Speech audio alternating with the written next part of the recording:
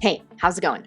Today I'm talking about how to stay consistent training for a runDisney race for runners who running isn't their whole life. This is Running to the Castle, a podcast for injury-prone runDisney runners on a journey to running magical miles. Join me, Dr. Allie, as I share the secrets I've gathered as a runner, doctor of physical therapy, and coach. You'll learn the exact ways I get my clients to the castle strong without feeling broken or held together with KT tape as they cross the finish line. Okay, if you don't know, I have a Facebook group for runDisney training, and I ask some questions to get into the group, mainly to make sure that you are not a bot.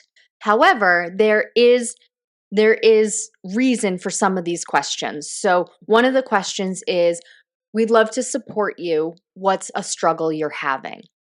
And I really do want to support you. And the best way I support you, well, there are two ways. One is by you working with me directly. And the second way is podcast episodes, Instagram posts, blog posts, things like that to help you overcome some of these struggles. Now, of course, I am not going to be able to help you overcome everything, and I can't do the work for you, right?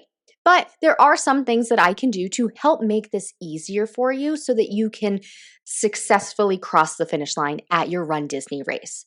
So one of the top, and actually I can look at it because I love my data, I keep track of these things. The top 3 things that people have said. Now, I opened this Facebook group, I don't know, 4 months ago? I don't really remember. 4, 6 months. I think sometime this year. Top 3 phrases that people say that they're struggling with. Top 3: consistency, motivation, and the long run. And consistency and motivation are super duper close. 55 responses and 53 responses. The long run has 22 responses. So I'd say that's way lower than the other 2, but it's still in the top 3. And then if you're interested, top 3 races people are training for: Dopey, Marathon, and the Princess Half.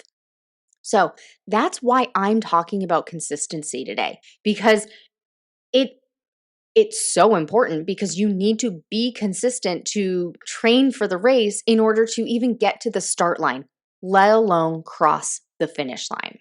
So I do have 5 tips to help you stay consistent with your training. And I'm going to dive into all of these one by one, okay? The first one, it's kind of hard to do. It's simple, but it's hard to do. It's uncomfortable to do. But when you do this, it will be a game changer. I did this recently. The first one is have a conversation with your partner, your husband, your wife, your girlfriend, your boyfriend, your life partner, whoever it is that you share a lot of time with and who you mutually rely on each other for things. Have a conversation. Tell them how important training for this runDisney race is. Because often the other person doesn't understand how important it is. One of the biggest things that causes any kind of relationship, whether it be a love relationship, a friendship, a coach-client relationship, the biggest thing that causes fumbles is communication, and it's lack of communication. Somebody wasn't clear enough, or both people weren't clear enough on what they need, they want, they're doing. So communication, and communication is really hard. I get it. I recently had to have this conversation with my husband, Royal, and it has taken a huge weight off my shoulders, and it has helped me stay consistent. Now, to the outsider, I probably look super duper consistent with my training. Yes and no. I miss runs. I don't do strength training sometimes, a lot of the time. I do the bare minimum. That's another conversation for later in this episode. But I don't do 100% of the workouts that I schedule out. I have full intention to do it, but life gets lifey and it doesn't always happen. So have a conversation with your partner to let them know how important this is to you. Like I said, I recently had to have this conversation with Royal because last time I started training for a race, there was so much guilt. I was having so much guilt. I would either have guilt for going for a run or a workout and not helping him with something, or choosing to help him with something and feeling guilty and bad for not running. So it was a lose-lose situation. I felt obligated, I feel obligated to help him with so many things. And usually it's driving him somewhere. So you may or may not know this. Royal has medical conditions and he has voluntarily surrendered his driver's license. He did that about 2 years ago. And so ever since then, it's either been Chauffeur Alley or Uber. And Uber adds up. So I tend to take a lot of the responsibility for driving. Now, I do appreciate he does work from home the majority of the time now, and we're even moving so that he can have a dedicated home office and have employees come see him. But there are times that he does need to go down to the office, and the office for us is 45 minutes away without traffic. So add traffic in there, school traffic, whatever. Sometimes it can take an hour 15 one way. So if I'm driving him, that could be 2.5 hours out of my day. And if I'm doing that, and that's dropping him off in the morning and then going home. So often if I'm bringing him to the office, I just go and hang out all day at the office with him. Bring Levi. Levi loves the office. So he goes and says hi to everybody. He has his own little routine. He goes to each office in a certain order, and his favorite employee there, it's so funny. If he's not in his office, he goes immediately to the other area of the office that he potentially will be in and just waits until somebody goes and opens the door. But anyway, the driving is a big deal. And so I will feel super guilty if I say I can't do it. Now, I don't feel as guilty now if I get a last minute notification of, oh, I need to be at the office tomorrow. And we're laying in bed. This is usually what happens. We're laying in bed. Hey, I need to be at the office for 8 a.m. tomorrow. Excuse me? I don't, too late. Not happening. I used to feel really guilty for saying that I couldn't do it.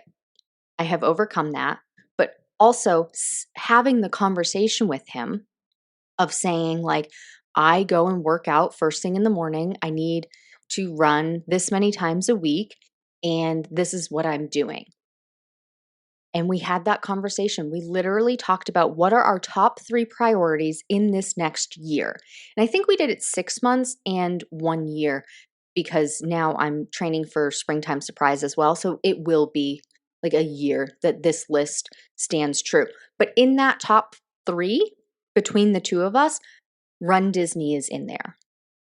And so me training for runDisney has to happen. Now, part of it being, this is also part of my job.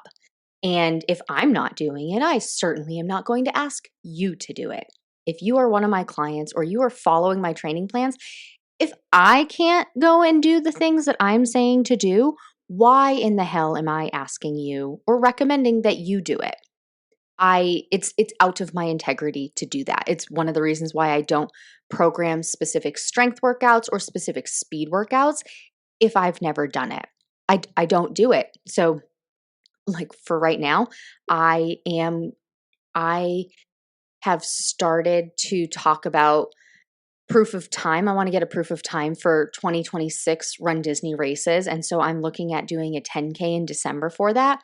And so that involves working on specific speed workouts to get a proof of time. Well, I haven't had to do that before. I haven't done that before. So I don't guarantee my clients that that's going to happen. So I'm going to spend this fall after Halloween race weekend, I'm going to work on getting a proof of time and doing specific things that are different than what I recommend a client do who just wants to finish, who's coming back from an injury and wants to finish the race. Somebody who wants to get a proof of time or improve their overall pace for specific distances. I haven't done that yet. Well, here we go. I'm going to practice doing it. So it's out of my integrity to ask somebody to do something I am not even going to attempt to try. Now, I may not like it once I try it, but I know how it feels and I know how it goes. So then I can feel good about if I think somebody else could do it. So anyway, this is all to say, have the conversation with your partner. I had a conversation with my partner and now it's in there. Every week, these are the things that are a priority. So, how can we work together to make sure this happens? I wanted to do my long run this past weekend on Sunday.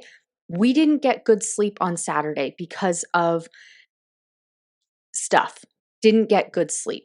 And so there was no way I was waking up at 5 in the morning to go and run. When I normally don't go and run at 5 in the morning anyway, but I had to get out the door before the heat. But I decided late Saturday night, it's early Sunday morning when I was still awake, I just turned off my alarm. I said, it's not happening. Talked to Royal the next day. I need to run Monday morning. Okay, great, no problem. What time? Let's get up. We'll do the thing. And we did it. It wasn't perfect. It was okay because normally we do breakfast. I make breakfast or nobody eats. And then we do medicine. Royal and Levi take their medicine. Well, when I was gone, neither of them got their medicine.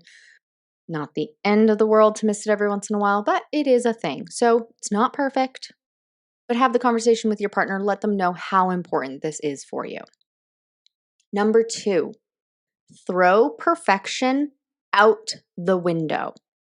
I'm a recovering perfectionist. Everything used to be, have to be spot on. I used to have to get straight A's. I did. I used to have to be what I considered the best at my position in different sports. I think I was. Maybe I'm delusional. I don't know. Everything had to be perfect. And I have overcome that. It is 80% is good enough. I really overcame that with running my business, especially with social media.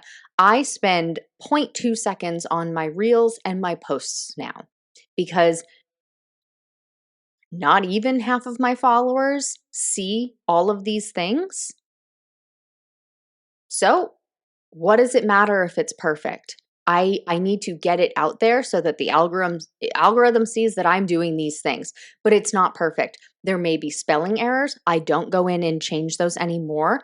I used to be a real grammar nerd and be like, oh, that's the wrong word. That's the wrong spelling. That's the wrong use, whatever.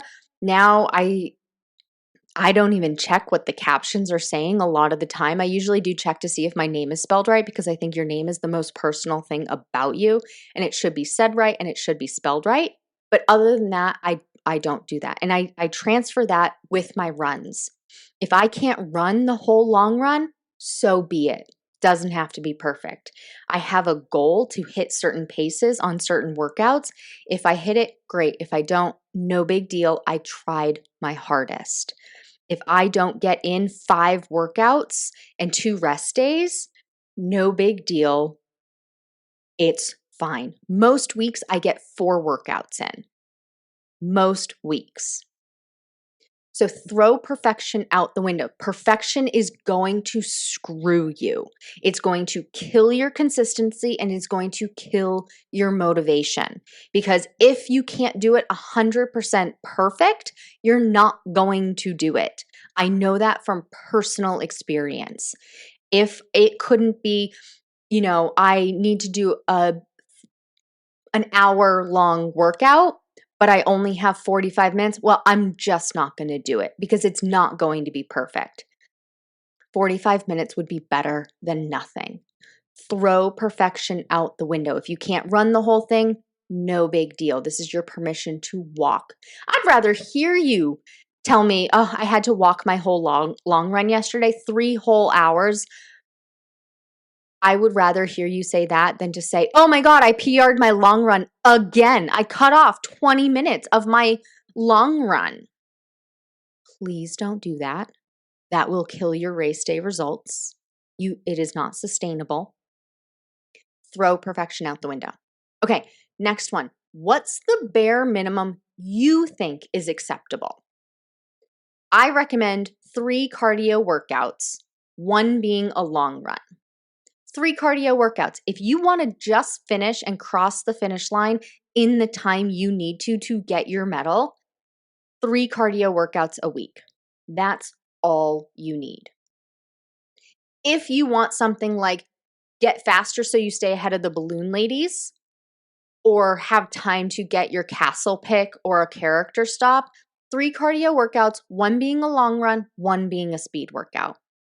Bare minimum, making sure that you have at least 2 rest days. I already mentioned I aim for 5 workouts, being 3 runs, long run, 2 speed workouts, and then 2 cross training days. Most weeks I get 4. Some weeks I only get 3. Some weeks I only get 2. As long as that 2 a week is not all the time, it's fine. But think of what's the bare minimum that's acceptable to you. Write it down. Aim to do that. Bare minimum. Next one. Do it when you know you can do it. If you're not an early bird, do not plan on waking up at 4 a.m. to get your run before you go to work or before you need to get the kids to school. You are setting yourself up for failure. You will not do it, and you will feel bad about it, and you will feel guilty about it the rest of the day or the rest of the week. You're setting yourself up for failure. If you're not an early person, go and run later in the day. Run at noon on your lunch break. Run after work, whatever it is. I have a family member who is most definitely a night owl. A lot of my family are night owls, actually. My Nana used to stay up until 4 a.m. reading, and then she'd sleep until noon or 1 o'clock in the afternoon. My parents have followed that. I have other family members that are the same way. With work schedules the way they are, historically, you think 9 a.m. to 5 p.m. Well, I have a family member who used to try and do that, and it set them up for failure every single time. And I don't know. I don't know what their personal feelings they felt when they couldn't get to those times, like couldn't get to work for 9 a.m. or got to work but wasn't mentally ready to be there. I don't know how they personally felt about it, but it's very possible that they felt bad about it every single time. Well, now in this world where you could work remotely for a company that's over in China or in the UK and have a completely different time zone than you, maybe you could be working during the night hour. There's also night shift type work as well. So, don't try and fit a square peg in a round hole. Don't force yourself to do something if you really can't do it. You're setting yourself up for failure. Find the time that you could consistently work out. For me, I have to get it done in the morning or I don't do it. It's just simple as that. If 4 o'clock rolls around and I haven't worked out yet, there is less than 10% chance that I'm going to work out. I used to work out at 7 p.m. because I worked at the gym. I was already at the gym. That was the end of my shift. I would go and run at 7 p.m. until 8 p.m. Well, now I go to bed at 8:30. So that's not happening anymore. I need to get up and do it in the morning. I'm not going to do it at 4 a.m. either. So my morning routine, we wake up at anywhere between 4:30 and 5:30. Some days 6, depending on what our life is like. But that's the general time that we wake up. I wake up, I snooze. I then go and get my coffee, drink my coffee in bed for 20 minutes, mosey on downstairs, make breakfast for Royal and myself. Royal will have already fed Levi. Then I take Levi for his Snifari. Then if I'm going to work out, that's when I work out, after that Snifari. By this time, it's usually 8 or 8:30 already. It is a long morning routine. I am not getting up at 4:30 before I do all of those things most of the time. Now, of course, I wanted to do my long run outside instead of the treadmill, so I needed to get out the door because it was going to be 108 degrees on Monday, and it was. But I can't do that consistently. Once every once in a while, every once in a while. How do I say this? Every once in a while, that's fine. But consistently, no, I'm not going to do it. And then finally, the last one. I alluded to this one earlier. Do a little, even if you think it's not worth it. Only have 20 minutes and you don't think it's worth getting all geared up, squeezing into your sports bra, getting a little sweaty for 20 minutes. Well, maybe it's not worth it if you're supposed to be doing an easy run for 20 minutes. Go hard on those 20 minutes. Like, go all out for those 20 minutes. That's why I love 30, 20, 10 and progression runs so much, because you can do those in smaller increments. You can warm up for 5 to 10 minutes, and then you do your speed workout for 10 to 15 minutes, and then you cool down for 5 to 10 minutes. And you can go hard. You can do 30, 20, 10 or progression and sprint like nobody's business. And man, is that a good workout. It does not have to be the super long, drawn out thing all of the time. I'm doing this right now. I am currently baking bread, and I have 30 minutes that the bread needs to rest or proof or rise or whatever it's called. I'm trying to be consistent with making these podcast episodes a week or two in advance, because historically, I have been recording them the day before, editing them the night before, sometimes editing them the day that they're supposed to drop, and I want to be more consistent. So I had 20 minutes by the time I cleaned everything up and set everything up. I had 20 minutes to record this episode. Well, my alarm went off a few minutes ago. You may have heard it, that the 30 minutes of the resting, proofing, whatever it's called, has passed. But I took the time to record this podcast episode, so it's done. Even if I only had a certain amount of time that I deemed, well, that's not enough time to prep and get ready and do the episode.